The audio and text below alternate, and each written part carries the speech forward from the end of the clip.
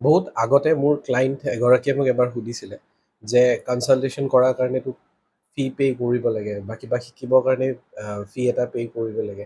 যাৰ পইচা নাই তেওঁলোকে কি কৰিব? তেওঁৰ কুৱেশ্যনটো কমপ্লিটলি ৰাইট।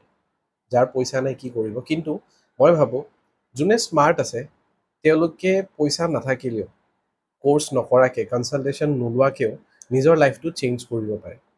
এক্সাম্পল হিচাপত দিছোঁ, কোনোবাই ৰেকি শিকিব বিচাৰিছে, তেওঁলোকৰ পইচা নাই। ৰেকি হিলিং ফাউণ্ডেশ্যন আপোনালোকে ইউটিউবত চাৰ্চ কৰি চাব, তেওঁলোকে ৰেকি ফ্ৰীতে শিকায়। ফাৰ্ষ্ট ডিগ্ৰী তেওঁলোকে ফ্ৰীতে শিকায়। আৰু নিজৰ লাইফটো চেঞ্জ কৰাৰ কাৰণে ঘৰৰ মেম্বাৰ চবেই ৰেকি ফাৰ্ষ্ট ডিগ্ৰীটো ফ্ৰীতে শিকিব পাৰে ৰেকি হিলিং ফাউণ্ডেশ্যনত।